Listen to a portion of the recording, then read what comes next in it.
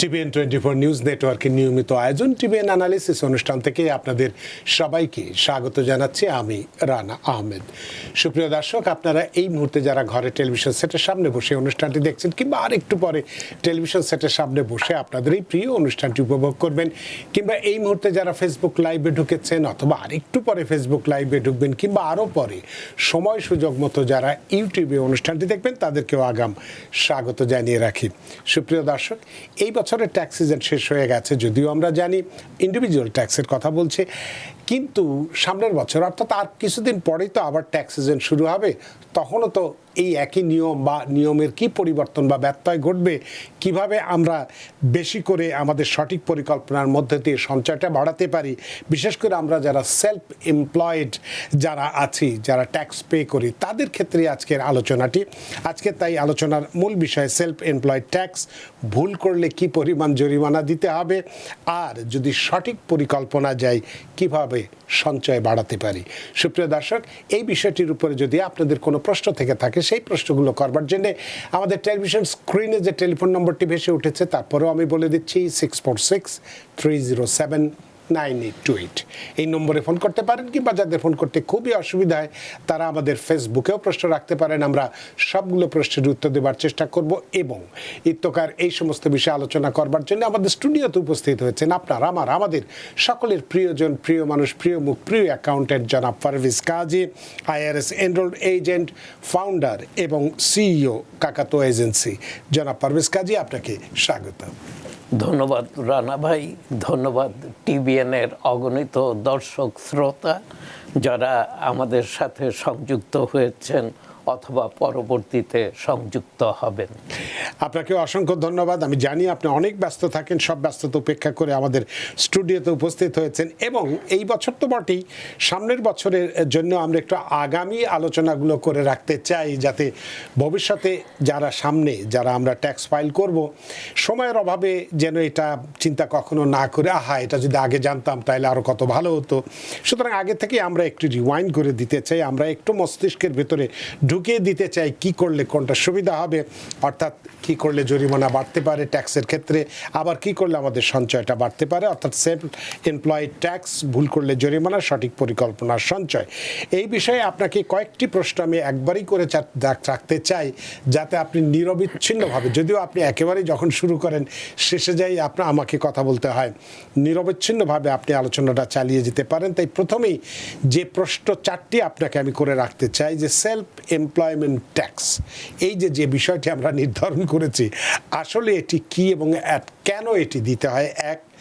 দুই হচ্ছে কারা এই সেলফ এমপ্লয়মেন্ট ট্যাক্স দিতে বাধ্য, কারো যদি না দেওয়া লাগে সেটা অন্য জিনিস, কিন্তু দেওয়াটা বাধ্য কারা। এবং 3 নম্বর হচ্ছে সেলফ এমপ্লয়মেন্ট ট্যাক্সের হারটা কত কি পরিমাণ, কত পার্সেন্টেজ দিতে হয়। এবং 4 নম্বর হচ্ছে কিভাবে সেলফ এমপ্লয়মেন্ট ট্যাক্স কমানো যেতে পারে, যেটি আমরা সঞ্চয়ের কথা বলেছি। জনাব পারভেজ কাজী। ধন্যবাদ রানা ভাই, ধন্যবাদ টিবিএন। আজকের বিষয়বস্তু হচ্ছে self employment tax. Usually self employment tax আমরা বুঝে থাকি যারা সেলফ এমপ্লয়েড, ইন্ডিপেন্ডেন্ট কন্ট্রাক্টর, স্বনিয়োজিত আর কি, যেটা আমরা বলি, নিজেকে যে এমপ্লয়মেন্ট দিয়ে থাকে, তারাই এই সেলফ এমপ্লয়মেন্ট ট্যাক্সের জন্য অথবা ট্যাক্স পে করে থাকে। সেই ইন্ডিপেন্ডেন্ট কন্ট্রাক্টর হতে পারে, সাইড হ্যাসেল ওনার হতে পারে, সোল প্রোপাইটার হতে পারে, এবং 1099 এমপ্লয়ি হতে পারে। সাইড গিগ ওনার্সরাও যারা নিজেকে নিজে চাকরি দিয়েছে অথবা, এবং IRS-এর কথা অনুযায়ী, কোড অনুযায়ী, যে এনি ইন্ডিভিজুয়াল তারা এমন কোনো ব্যবসায় নিজেকে জড়িত করেছে যেখান থেকে সে নিজেই আর্ন করছে, তারাই হচ্ছে সেলফ এমপ্লয়েড, এবং তারা সেলফ এমপ্লয়মেন্ট ট্যাক্স পে করে থাকে। অনেকেই ট্যাক্স ফাইলে সেলফ এমপ্লয়মেন্ট ট্যাক্স পে করছে, কিন্তু অনেকেই কিন্তু জানেন না যে he is paying 15.3% self employment tax. এখন সেলফ এমপ্লয়মেন্ট ট্যাক্স রেটটা আমি বললাম 15.3%, এবং এটা কিন্তু ফ্ল্যাট। এমন না যে ইনকাম কম হলে আমি এটা কম দিব, ইনকাম বাড়লে আমি এটা বেশি দিব, এরকম না। কিন্তু এটা এক ইনকামে গিয়ে এক জায়গায় এসে সেলফ এমপ্লয়মেন্ট ট্যাক্সটা ডিলিট হয়ে যায়, আপনাকে আর পে করতে হয় না। এবং সেই ইনকাম লিমিটটা হচ্ছে 2026-এ 185,000। কেউ যদি 1,85,000 অথবা এর নিচে আর্ন করে থাকে, তাকে 15.3% রেটে এই ট্যাক্সটা পে করতে হয়। তার মানে সেলফ এমপ্লয়মেন্ট ট্যাক্সের হার হচ্ছেন 15.3। 15.3 এটার মধ্যে কি আবার কোনো ফ্র্যাকশন আছে? এটা combination of social security tax and Medicare tax. Social security tax হচ্ছে 7.65%, social security and Medicare tax হচ্ছে 7.65%। এখন W2 এমপ্লয়ি যারা, তারা কিন্তু এই ট্যাক্সটা পে করে, কিন্তু দে পে হাফ, 7.65%, যেহেতু বাকি হাফ পে করে তাদের এমপ্লয়ার। আর সেলফ এমপ্লয়েড ইন্ডিভিজুয়াল যেহেতু সে নিজেই নিজের এমপ্লয়ি এবং এমপ্লয়ার, অতএব বোথ পার্ট সে পে করে বলেই এটা 15.3% এই ট্যাক্সটা। এবং এটা combination of social security tax এবং মেডিকেয়ার ট্যাক্স। এটা কিন্তু in addition of federal tax, state and local taxes. এবং এটা ইনকাম ট্যাক্স, ইনকামের উপর ধার্য হয়ে থাকে এই ট্যাক্সটা। অতএব সেলফ এমপ্লয়েড যারা ইন্ডিভিজুয়াল, তারা যদি তার সেলফ এমপ্লয়মেন্ট ইনকামটাকে কমিয়ে আনতে পারে, তাহলে এই সেলফ এমপ্লয়মেন্ট ট্যাক্সটাও কমে আসে। আচ্ছা, অতএব আজকে এই সেলফ এমপ্লয়মেন্ট ট্যাক্স নিয়ে কথা বলতে এসে একটা গুড নিউজ শেয়ার করব, যে সেলফ এমপ্লয়মেন্ট ট্যাক্স আমরা কিন্তু কমিয়ে আনতে পারি। IRS এর রুলস অ্যান্ড রেগুলেশন ফলো করেই আমরা সেলফ এমপ্লয়মেন্ট ট্যাক্স নানাভাবে, নানা কৌশলে এটাকে আমরা কমিয়ে আনতে পারি। তো প্রথমে বুঝতে হবে সেলফ এমপ্লয়মেন্ট ইনকামটা কি, সেলফ এমপ্লয়মেন্টটা কি। সেলফ এমপ্লয়মেন্ট হচ্ছে একটা ব্যবসা, একটা বিজনেস, যেই বিজনেস থেকে আপনি আর্ন করে থাকেন। এবং এটা হচ্ছে could be a sole proprietorship, could be a independent contractor, এটা সাইড গিগ, সাইড হ্যাসেল, যে কোনো কিছু হতে পারে। উবার ড্রাইভার্সরা ধরেন ইউটিউবে যারা কন্টেন্ট ক্রিয়েট করছে, অথবা ফ্রিল্যান্সার, ফ্রিল্যান্সাররা, ডেলিভারি পার্সনস, অথবা 1099 এমপ্লয়ি যারা W2 পায় না, কারোর সাথে কাজ করছে এবং সেখান থেকে 1099 রিসিভ করে থাকে, এরা সকলেই হচ্ছে সেলফ এমপ্লয়েড। এবং সেলফ এমপ্লয়েড মানে আপনি একটা বিজনেস ওন করেন, এবং বিজনেসের একটা সুবিধা হচ্ছে যে আপনি এমন কিছু ডিডাকশান যেটা আপনার বিজনেসের সাথে সম্পর্কযুক্ত এবং অর্ডিনারি এবং নেসেসারি যেই এক্সপেন্সগুলো বিজনেসের জন্য, সেগুলো আপনি ডিডাক্ট করতে পারেন, যেটা W2 এমপ্লয়ি করতে পারে না। একজন W2 এমপ্লয়ি তার কিন্তু অনেক সীমাবদ্ধতা থাকে। সে ইচ্ছা করলেই তার ট্রাভেল রিলেটেড এক্সপেন্স, অথবা সে যদি হোম অফিস ইউজ করে থাকে, বাসার থেকে কাজ করে, এবং সে যদি তার ফোন, ইন্টারনেট এগুলো ব্যবহার করে থাকে, তার ইউটিলিটি বিলস, এগুলো কিন্তু সে ডিডাক্ট করতে পারে না। কিন্তু সেলফ এমপ্লয়েড ইন্ডিভিজুয়ালদের সুযোগ আছে।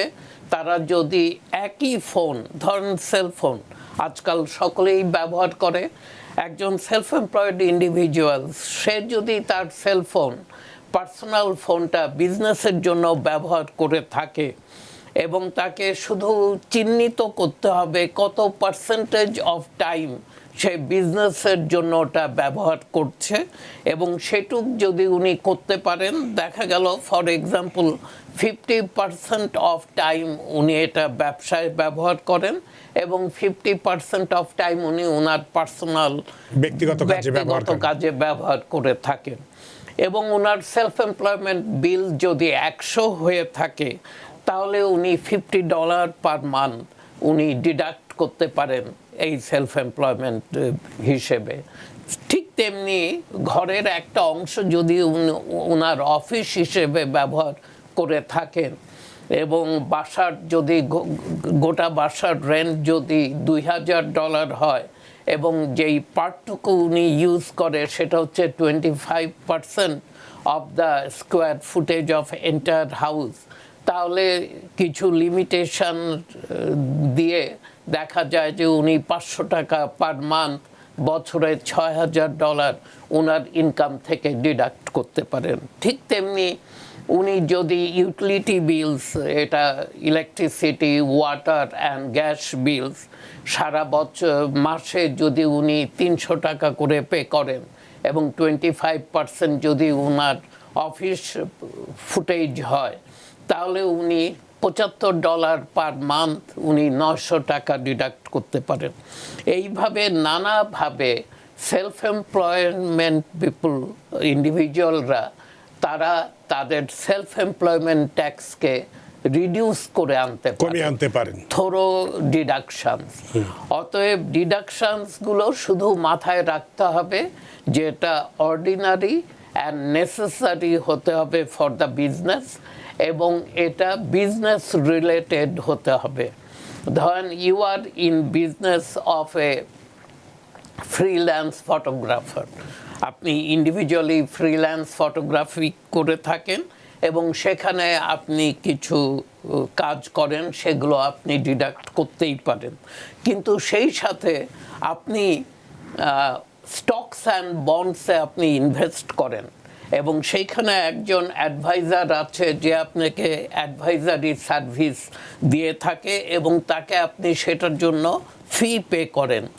সেই ফি আপনি কি ডিডাক্ট করতে পারবেন আপনি যদি ফ্রিল্যান্স ফটোগ্রাফি বিজনেসে থাকেন? অ্যান্সার হচ্ছে না, যেহেতু এইটা রিলেটেড না।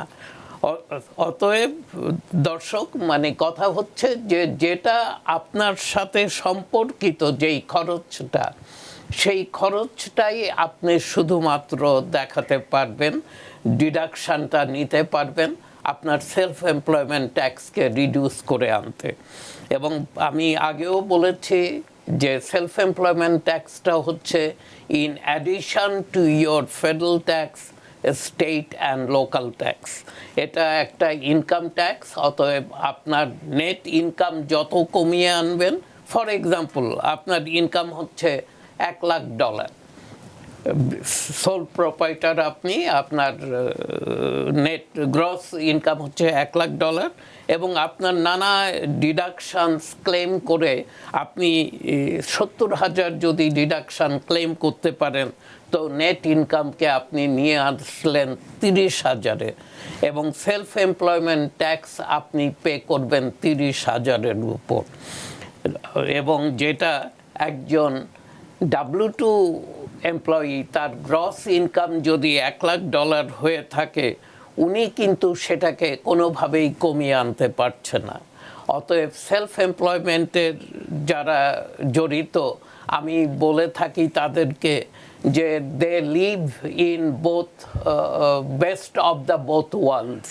তারা আর্ন করছে এবং সেই সাথে যেই খরচগুলো বিজনেস রিলেটেড এবং উনি সাধারণত করে থাকেন, সেগুলো উনি ডিডাক্ট করতে পারেন। শুধু ডিডাক্টই করতে পারেন না, যেমন ধরেন সেলফ এমপ্লয়মেন্টের অ্যাডভান্টেজ হচ্ছে যারা W2-তে আছে তারা রিটায়ারমেন্ট প্ল্যানে ধরেন $22,000 বছরে কন্ট্রিবিউট করতে পারে। একজন সেলফ এমপ্লয়মেন্ট পারসন, উনি কিন্তু 3 টাইমস অফ $22,000 কন্ট্রিবিউট করতে পারেন, মানে তার ডিডাকশানটা অনেক বেশি দেন W2 এমপ্লয়ি। আরও একটা বেনিফিট হচ্ছে সেলফ এমপ্লয়মেন্টের, যে আপনি কিছু খরচ করেছেন, আপনি কিন্তু বিজনেস থেকে সেটা আপনাকে রিইম্বার্সও করতে পারেন। যেমন child care expenses, medical expenses, এগুলো যেগুলো আপনি বিয়ার করছেন, এডুকেশন এক্সপেন্স, আপনি কিন্তু নিজেকে রিইম্বার্স করতে পারেন।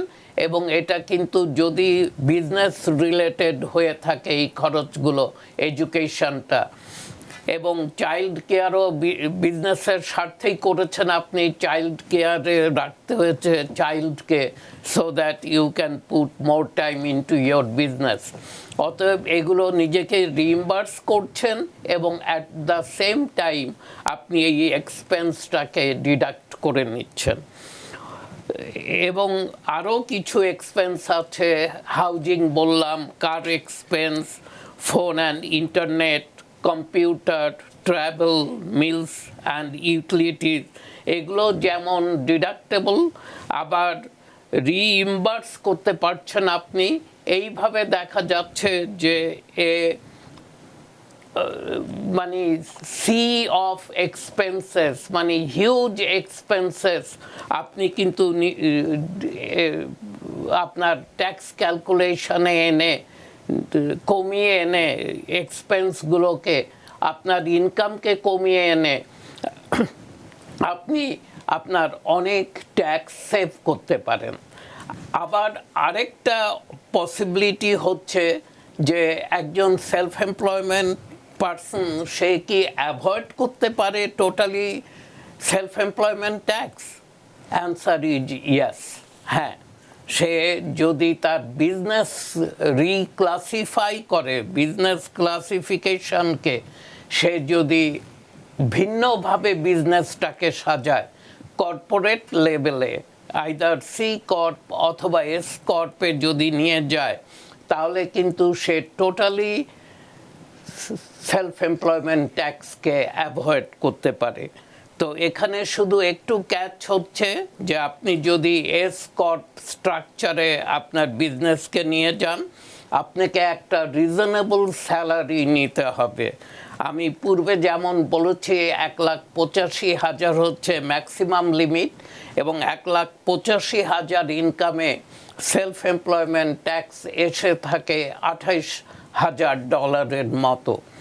এখন কেউ যদি বিজনেসকে রিক্লাসিফাই করে এবং সে যদি এস কর্পোরেশনে ট্রান্সফার করে নেয় ব্যবসাকে, তাহলে সে যেটা করতে পারবে, সে 28,000 সেলফ এমপ্লয়মেন্ট ট্যাক্সকে রিডিউস করে, সে যদি 75,000 সে স্যালারি নেয়, তাহলে 11,000 সে পে করবে সেলফ এমপ্লয়মেন্ট ট্যাক্স এবং 17,000 সে সেভ করতে পারবে ফ্রম সেলফ এমপ্লয়মেন্ট ট্যাক্স। তো এটা হচ্ছে একটা হিউজ বেনিফিট, যেটা সেলফ এমপ্লয়মেন্ট ট্যাক্স পার্শিয়ালি আপনি শুধু কমিয়েই আনছেন না, আপনি অ্যাভয়েডও করতেছেন একটা বড় চাঙ্ক অফ ইনকাম। যেমন 1,85,000-এ 75,000 যদি আপনি স্যালারি নেন, 1,10,000-এর উপরে আপনি কোনো সেলফ এমপ্লয়মেন্ট ট্যাক্স দিচ্ছেন না। সেলফ এমপ্লয়মেন্ট, আপনার এই সেলফ এমপ্লয়মেন্ট যেখানে আপনি বলতে চাচ্ছেন, সেখানে একটু পরে আমরা শুনি, আপনাকে থামাচ্ছি একটু, কারণ একজন দর্শক জেনিভ হাসান তিনি একটি বেশ ভালো প্রশ্ন করেছেন। প্রশ্নটি আপনাকে আমি বলতে চাই। তার আগে বলতে চাই, জিলানি আহমেদ, আপনি ইমিগ্রেশন সংক্রান্ত একটি প্রশ্ন করেছেন। এটি আজকে আমি আপনাদেরকে জবাব দিতে পারছি না। আপনি আগামীকালকে এই অনুষ্ঠানে একজন অ্যাটর্নি থাকবেন, তিনি যখন আলোচনা করবেন, তখন যদি আপনার এই হোম কেয়ার সার্ভিস নিয়ে ইমিগ্রেশনের কোনো প্রবলেম হবে কি না বা হয় কি না, এই প্রশ্ন বিষয়টি আগামীকালকে আপনাকে দিতে চাই। জেনিভ হাসান তিনি বলছেন সেলফ এমপ্লয়মেন্ট ট্যাক্সটাকে সহজ করার জন্যে এস্টিমেটেড ট্যাক্স পেমেন্টস কিভাবে হেল্প করে। এস্টিমেটেড ট্যাক্সটা কি আমি বছরের যে কোনো সময় শুরু করতে পারবো, নাকি ট্যাক্স ফাইল করার সময় পরবর্তী বছরের এস্টিমেটেড ট্যাক্সটা দিয়ে দিতে হবে? এস্টিমেটেড ট্যাক্সটা কিভাবে করতে হয়? ধন্যবাদ জেনিভ ভাই, ধন্যবাদ আপনার প্রশ্নের জন্য। আমি শেষের দিকে এস্টিমেটেড ট্যাক্স নিয়েই কথা বলবার ছিলাম, তো আমি আপনার প্রশ্ন এসে যাওয়ার কারণে আমি আগেই বলছি। সেলফ এমপ্লয়েড যারা, তারা W2 এমপ্লয়িরা সারা বছর ওদের পে চেক থেকে কিন্তু ওদের ট্যাক্স উইথহেল্ড করা হয় এবং এটা বছরের প্রথম থেকেই তারা পে করে থাকে। সেলফ এমপ্লয়েড ইন্ডিভিজুয়ালসদের জন্য সেই কারণেই ব্যবস্থা করা হয়েছে এস্টিমেটেড ট্যাক্স। এটা বছরে 4 বার পে করতে হয়, 4টা কোয়ার্টার, এটা কোয়ার্টারলি ট্যাক্স। ফার্স্ট কোয়ার্টার হচ্ছে 15th এপ্রিল, দ্বিতীয় কোয়ার্টার 15th জুলাই, তৃতীয় কোয়ার্টার 15th অক্টোবর এবং চতুর্থ কোয়ার্টার হচ্ছে পরের বছরের 15th জানুয়ারি। অতএব 26-এ যদি আপনারা কেউ এস্টিমেটেড ট্যাক্স পে করতে চান, প্রথম কোয়ার্টারটা ডিউ ছিল 15th এপ্রিল, এর পরের কোয়ার্টারগুলো হচ্ছে 15th জুলাই, 15th অক্টোবর এবং 15th January of next year. এখন এস্টিমেটেড ট্যাক্সটা কিভাবে পে করবেন, কত পে করবেন, এটার কিন্তু একটা রুল আছে। সেটা হচ্ছে সেফ হারবার রুল হচ্ছে যে প্রিভিয়াস ইয়ারে আপনার যেই ট্যাক্স লায়াবিলিটি ছিল সেইটার 110% আপনাকে 4টা কোয়ার্টারে পে করতে হবে এবং আপনি যদি 110% 4টা কোয়ার্টারে পে করেন এবং পরবর্তীতে দেখা গেছে আপনি আরও বেশি করেন, ফাইলিং করার পর আপনাকে কিন্তু কোনো পেনাল্টি ক্যালকুলেট করা হবে না, যেহেতু যেই IRS রুল আপনি ফলো করেছেন, আপনি 4টা কোয়ার্টারে 110% of the estimated tax, previous ইয়ারের 110% ট্যাক্সটা আপনি 4টা কোয়ার্টারে পে করে দিয়েছেন। কোনো কারণে আপনার ইনকাম যদি সিগনিফিকেন্টলি কমে আসে এই বছর এবং আপনি ওই আগের বছর অনেক ট্যাক্স পে করেছেন, এই বছর আপনার ইনকামের সাথে সেটার সম্পর্ক নেই, ইনকাম অনেক রিডিউস হয়েছে, অথবা আপনি মনে করছেন যে আপনি ওই টাকা যদি পে করেন 110% অফ প্রিভিয়াস ইয়ার, অনেক টাকা বেশি দেয়া হবে IRS-কে, ইন দ্যাট কেস আপনি কারেন্ট ইয়ারের বেস্ট অফ ইয়োর এস্টিমেটেড 90% আপনাকে এস্টিমেটেড ট্যাক্স পে করতে হবে। ধরেন গত বছর আপনার 40,000 ট্যাক্স লায়াবিলিটি ছিল এবং আপনি 110% হচ্ছে 44,000, আপনি 11,000 করে 4টা কোয়ার্টারে 44,000 দিয়ে দিয়েছেন। কিন্তু এবছর আপনি চিন্তা করতেছেন যে আপনার ইনকাম তো এত না, অর্ধেক হয়ে গেছে, তো আপনি 20,000 ধরে নিয়েছেন, এস্টিমেট করেছেন এটা হবে আপনার estimated tax for current year. তো আপনি 90% অফ 20,000 মানে $18,000 আপনাকে এস্টিমেটেড ট্যাক্স পে করতে হবে এবং 18,000 দিতে হলে আপনাকে $4,500 পার কোয়ার্টার 4টা কোয়ার্টারে আপনি পে করবেন। জেনিফ ভাই, হয়তো আমার উত্তর প্রশ্ন, হ্যাঁ, আপনি যতগুলো আপনি বলেছিলেন যে এস্টিমেটেড ট্যাক্সটা কিভাবে করতে হয় এবং পরবর্তী বছরে এস্টিমেটেড ট্যাক্স দিয়ে দিতে হবে কিভাবে, বিস্তারিতভাবে আপনার প্রশ্নের উত্তর দিয়েছেন জেনিফ হাসান। আশা করি আপনার প্রশ্নের উত্তর পেয়েছেন এবং খুশি হয়েছেন। তো যেখানে আপনাকে আমি থামিয়ে দিয়েছিলাম সেলফ এমপ্লয়মেন্ট নিয়ে, সেখান থেকে যদি আবার শুরু করি।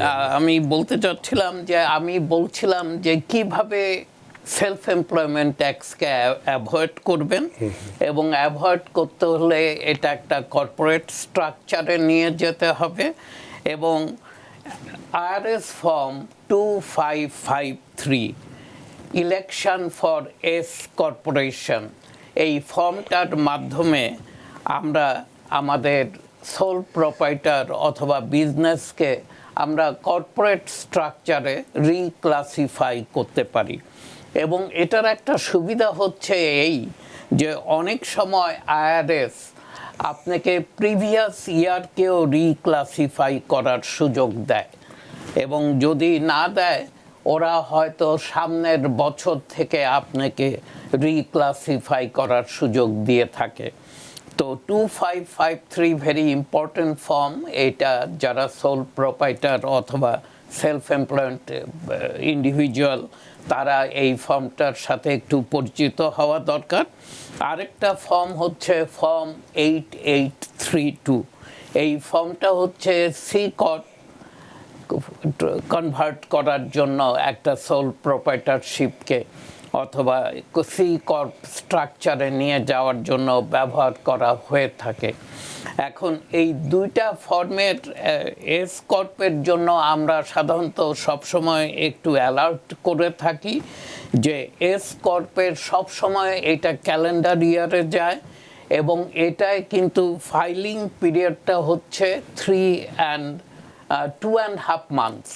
মানে আপনার ডিসেম্বরে বছর শেষ হয়, আপনি যদি মধ্যবর্তী সময়ে গিয়ে ধরেন জুন মাসে আপনি ডিসাইড করলেন যে আপনি এস কর্প করলেন, আপনি পিটিশন করলেন আইআরএস এর কাছে এবং আইআরএস আপনার অ্যাপ্লিকেশনকে অ্যাপ্রুভ করলো 2553 মাধ্যমে, তাহলে কিন্তু ওই বছর আপনি ডিসেম্বরে বছরকে ক্লোজ করবেন।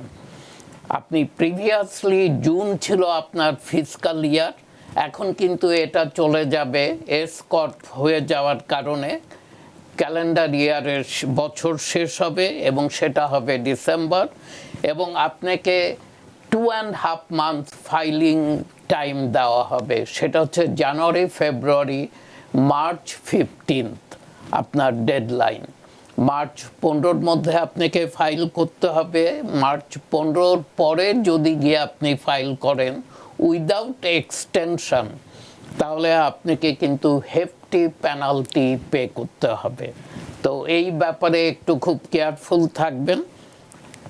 অনেকেই মনে করে থাকে যে 15 এপ্রিল তো লাস্ট ডে অফ ফাইলিং, তো আমার যে ডেডলাইন আগে চলে গেছে এটা তো আমি খেয়াল করি নাই, অথবা আমি বলা হয় নাই, অথবা আমি জানি না। কিন্তু হ্যাঁ, আমি আমার রিক্লাসিফাই করে আমি আমার বিজনেসকে এস কর্পের আওতায় নিয়ে এসেছি। তো এস কর্পের আওতায় আপনার এই রিক্লাসিফাইটা আমরা একটু পরে শুনবো, একটু আমরা বিরতিতে যেতে চাই, বিরতির পরে এসে আপনার এই রিক্লাসিফাইডটা আমরা শুনতে চাই। সুপ্রিয় দর্শক, নিচ্ছে একটি ছোট্ট বিরতি, সে পর্যন্ত আমাদের সাথেই থাকুন। সুপ্রিয় দর্শক, বিরতির পর ফিরে এলাম আপনাদের প্রিয় অনুষ্ঠান টিভিএন অ্যানালিসিসে। আজকের অতিথি জনাব পারভেজ কাজী, আইআরএস এনরোলড এজেন্ট, ফাউন্ডার এবং সিইও কাকাতো এজেন্সি, এবং আপনাদের সাথে রয়েছে আমি রানা আহমেদ। জনাব পারভেজ কাজী, আমরা আপনাকে এক জায়গায় থামিয়ে দিয়েছিলাম, কিন্তু তার আগেও একজন দর্শক আমাদের টেলিফোনে আছেন, তার ফোনটি নিয়ে নিই। সুপ্রিয় দর্শক, কে আছেন টেলিফোনে? দয়া করে নাম পরিচয় দিয়ে আপনার প্রশ্নটি করুন। হ্যালো। হ্যালো। জি জি, আসসালামু আলাইকুম। ওয়ালাইকুম আসসালাম। শ্রদ্ধেয় ভাই, আপনার অনুকরণ আমি বলছি। প্রিয় চ্যানেল, প্রিয় অনুষ্ঠান, প্রিয় উপস্থাপক এবং অনেক ধন্যবাদ। প্রিয় অতিথি দুজনকে সালাম এবং শুভেচ্ছা। প্রতিবারের মতো আমার দুটি প্রশ্ন। একটু আগে আমাদের অতিথি যে বললেন এস্টিমেটেড ট্যাক্স, এই ব্যাপারে আমার প্রশ্ন হলো যে কোনো কারণে এস্টিমেটেড ট্যাক্স দেওয়ার পরে এন্ড অফ দ্য ইয়ার যদি কিছু বাকি থেকে যায়, সেক্ষেত্রে ওই বাকি অংশের উপরে কি পেনাল্টি বা অতিরিক্ত ইন্টারেস্ট ধার্য হবে কিনা? নাম্বার 2, এই এস্টিমেটেড ট্যাক্স যদি বেশি দেওয়া হয়ে যায়, সেই টাকার উপরে কি কোনো তারা কি কোনো এক্সট্রা প্রফিট বা ইন্টারেস্ট দেবে কিনা? এই দুটি আমার প্রশ্ন। অনেক ধন্যবাদ। আপনার কণ্ঠস্বর শুনে বুঝেছি এবং কথার শুনে বুঝেছি আপনি সানি সাহেব বলছেন। অনেক ধন্যবাদ জনাব সানি আপনার প্রশ্নের জন্য। জনাব পারভেজ কাজী। ধন্যবাদ ভাই প্রশ্নটার জন্য।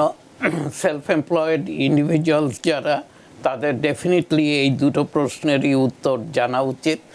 সেটা হচ্ছে, প্রথম জিনিসটা হচ্ছে এস্টিমেটেড ট্যাক্স আপনি যদি প্রিভিয়াস ইয়ারের উপর বেস করে দেন এবং সেটাকে বলা হয় সেফ হারবার রুল, সেটাকে যদি ফলো করেন আপনি প্রিভিয়াস ইয়ারে, আমি একটা উদাহরণ দিয়ে একটু আগে বলেছি যে 40%, ধরুন 40,000 আপনার ট্যাক্স লায়াবিলিটি ছিল, আপনি এবছর 44,000 এস্টিমেটেড ট্যাক্স পে করেছেন, কিন্তু ফাইল করার পর দেখা গেল যে আপনি করেন $50,000 এবং আপনি 44,000 পে করেছেন, 6,000 অতিরিক্ত আপনাকে দিতে হচ্ছে ফাইল করার পর। এই আপনার প্রশ্নটি হচ্ছে এই 6,000-এর উপরে আপনাকে কোনো পেনাল্টি দিতে হবে কি জরিমানা দিতে হবে কিনা? অ্যান্সার ইজ নো, না। যেহেতু আপনি সেফ হারবার রুলটা ফলো করেছেন, আপনি প্রিভিয়াস ইয়ারের 110% এস্টিমেটেড ট্যাক্সে আপনি পে করে দিয়েছেন, অতএব আপনাকে কোনো পেনাল্টি দিতে হবে না, শুধু এই মূল ৬,০০০ দিলেই হবে। ৬,০০০ দিলেই হবে। দ্বিতীয় প্রশ্নটি হচ্ছে, সেম সিনারিওতে আপনি ধরেন 44,000 পে করেছেন, আপনি যখন ফাইল করলেন দেখা গেল যে আপনার ট্যাক্স লায়াবিলিটি 40,000, আপনি 4,000 অতিরিক্ত দিয়ে দিয়েছেন। আইআরএস আপনাকে 40,000 উইথ ইন্টারেস্ট রিফান্ড করবে। অতএব 40,000-এর উপরে না 4,000-এর উপরে? সরি, 4,000, আমি ভুল বলেছি, ধন্যবাদ রানা ভাই। 40,000 তো আপনার ট্যাক্স লায়াবিলিটি ছিল, ওটা কেটে নিল। হ্যাঁ, 44,000 পে করেছেন, 44,000, তো 4,000 আপনাকে রিফান্ড করবে উইথ ইন্টারেস্ট। সেই ইন্টারেস্টের পরিমাণটা কত হতে পারে? ইন্টারেস্টটা ভ্যারি করবে, ওরা দেখবে যে 40,000 যখন পে হয়ে গেছে, ধরেন আপনার থার্ড কোয়ার্টারেই আপনি 11 পে করে দিয়েছেন, ফোর্থ কোয়ার্টারে গিয়ে আপনি আরও 11 দেওয়াতে 44 হয়েছে। অতএব ফোর্থ কোয়ার্টারে এসে আপনি আইআরএসকে 4,000 অতিরিক্ত দিয়েছেন। ওই 4,000 তখন থেকে ওরা ইন্টারেস্ট ক্যালকুলেট করবে, করে আপনার রিফান্ডের সাথে ওটা দিয়ে দিবে। আর যদি একবারে অল্টারনেটিভলি আপনি প্রিভিয়াস পরবর্তী বছরের তেও এই 4,000 যেটা অতিরিক্ত দেয়া হয়েছে, আপনি ফাইলের সময় বলে দিতে পারেন যে এটা যখন আপনি ওই বছরের ফাইলটা করছেন, ধরেন 25-এর ফাইল 26-এ যখন করছেন, আপনি বলতে পারেন যে এই 4,000 26-এ যেন আপনাকে ক্রেডিট দেওয়া হয়। ওরা কিন্তু উইথ ইন্টারেস্ট আপনাকে ক্রেডিট মানে সারা বছরের ইন্টারেস্টটা দিয়ে যাবে। হ্যাঁ, সেটা আপনি পাবেন। অনেক ধন্যবাদ জনাব সানি, আশা করি আপনার প্রশ্নের উত্তর পেয়েছেন। খুব চমৎকার আপনার প্রশ্ন। দুটোর ক্ষেত্রেই আপনার যারা সেলফ এমপ্লয়েড যারা থাকেন তাদের জন্য দুটোই সুবিধাজনক। এক হচ্ছে যে ইনস্টলমেন্টে কিছু কম থাকলে জরিমানা দিতে হবে না, বেশি দিলে আবার ইন্টারেস্ট পাওয়া যাবে। আপনার প্রশ্নের জন্য অনেক ধন্যবাদ। তো আমাদের হাতে খুব একটা সময় নেই, আমরা একটি প্রশ্ন করতে চাই, সেটা হচ্ছে যে আইআরএস বর্তমানে যদি কোনো ধরনের ভুল বা অসতর্কতার কারণে সেলফ এমপ্লয়েড ব্যক্তিদেরকে বেশি নোটিশ বা অডিট নোটিশ পাঠাচ্ছে, এক্ষেত্রে কি করণীয় আছে? ধন্যবাদ রানা ভাই, এটাও আমার অ্যাড করার কথা ছিল অ্যাট দ্য এন্ড, তো সেটা আমরা শেষ পর্যায়ে এসে গেছি অলমোস্ট। সেটা হচ্ছে স্কেডিউল সি। এটা কিন্তু অডিটেড সেলফ এমপ্লয়েড ইন্ডিভিজুয়ালরা তারা স্কেডিউল সি ফর্মটা ব্যবহার করে থাকে, federal form, profit and loss from business. এবং স্কেডিউল সি কিন্তু অডিট রেট একটু হাই, এবং এটা একটু রিস্কি বিজনেস, রিস্কি ফর্ম এই কারণেই বলবো, আইআরএসের অভিজ্ঞতায় আইআরএস বলছে যে অনেক ডিডাকশন ক্লেম করে থাকে যেগুলোর প্রপার রিসিট তারা মেনটেন করে না। এবং অনেক সময় দেখা গেছে যারা আর্নড ইনকাম ক্রেডিট পান, মূলত তারা তাদের ইনকামকে কমিয়ে আনতে এই ফর্মটা খুব বেশি ব্যবহার করে থাকে, স্কেডিউল সি, এবং যত্রতত্র তারা ডিডাকশন ক্লেম করে থাকে। এবং আইআরএস এটা হচ্ছে একটা ইজি অডিট টার্গেট। স্কেডিউল সিকে অডিটে ফেললেই আইআরএস জানে এখান থেকে কিছু আর্ন করা যাবে, ওর জন্য এই অডিটগুলোকে খুব বেশি স্কেডিউল সিকে অডিট করা হয় দেন এ রেগুলার কর্পোরেশন। অতএব যারা সেলফ এমপ্লয়েড তাদেরকে খুব কেয়ারফুল হতে হবে, স্পেশালি রিসিট মেনটেনের ব্যাপারে। রিসিটগুলোকে কিভাবে মেনটেন করবে এবং উইদাউট সাপোর্টিং ডকুমেন্টস শুধু ক্লেম করছেন কিন্তু রিসিট প্রডিউস করতে না পারলে ওই ডিডাকশানগুলো কিন্তু আইআরএস ডিসঅ্যালাউ করবে যদি অডিটে আনে, এবং ডিসঅ্যালাউ করে ইনকাম বেড়ে যাবে অনেক, এবং আপনি যেই ট্যাক্সটা কম দিয়েছেন সেলফ এমপ্লয়মেন্ট ট্যাক্স, সেই সাথে federal and state and local tax, সেইগুলোর লায়াবিলিটিও কিন্তু বেড়ে আসবে। অতএব ডেফিনেটলি আমি সেলফ এমপ্লয়মেন্ট ট্যাক্স যারা পে করে থাকেন তাদেরকে একটু কেয়ারফুল হতে বলবো যে আইআরএসের রিসিট রক্ষণাবেক্ষণের কিন্তু কিছু নিয়মকানুন আছে, সেগুলো মেনে চলবেন এবং রিসিট অবশ্যই মেনটেন করবেন, এবং যেই খরচটা ক্লেম করছেন, ডিডাকশনটা ক্লেম করছেন, সেটা আপনার বিজনেসের সাথে সম্পর্কিত হতে হবে এবং অর্ডিনারি অ্যান্ড নেসেসারি এক্সপেন্স হতে হবে, তাহলেই আপনি এলিজেবল হবেন এই ডিডাকশনটা ক্লেম করার জন্য। আদারওয়াইজ এটা ডিসঅ্যালাউ হলে আপনার হয়তো লায়াবিলিটি বেড়ে আসবে। অনেক ধন্যবাদ জনাব পারভেজ কাজী। আমাদের হাতের সময় নেই, সময়ের ধরতে বাধা, সময়ের সীমানো টপকানো কঠিন, তাই অনুষ্ঠান শেষ করতে হচ্ছে। জনাব জিলানী আহমেদ, আমি আপনাকে আগেও বলেছিলাম যে আপনার এই প্রশ্নটি ইমিগ্রেশন সংক্রান্ত, তো যদিও আপনি কিছু কিছু ইমিগ্রেশনের কাজ করেন, তাহলে কি 1 মিনিটের মধ্যে তিনি বলছেন হোম কেয়ার সার্ভিস নিলে ইমিগ্রেশনে কোনো প্রবলেম হয় কি না, এটি কি হয়, আপনি কি দেওয়ার মতো, এটা প্রশ্ন উত্তর দেওয়ার মতো অথরাইজড পারসন কি না, বলতে পারেন কি না? হোম কেয়ার সার্ভিস নিলে ওনার প্রশ্নটা অসম্পূর্ণ। ইমিগ্রেশনে কোনো প্রবলেম হয় কি না? হোম কেয়ার সার্ভিস নিলে ইমিগ্রেশনের সাথে তো এটা সম্পর্কিত নয়। আমি বুঝতে পারছি আপনি হয়তো পাবলিক চার্জ নিয়ে আলটিমেটলি, হোম কেয়ারটা আদৌ আসল পাবলিক চার্জে পড়ে কিনা সেটাই হলো আসল বিষয়। তাহলে হয়তো ইমিগ্রেশনের ক্ষেত্রে কি হতে পারে। তো তারপর আমার মনে হয় যে জিলানী আহমেদ, আপনি প্রশ্নটি আগামীকাল করুন, আগামীকাল একজন এবং প্রশ্নটা একটু পূর্ণাঙ্গভাবে বিস্তারিতভাবে ব্যাখ্যা করে লিখুন। আগামীকাল একজন অ্যাটর্নি থাকবেন,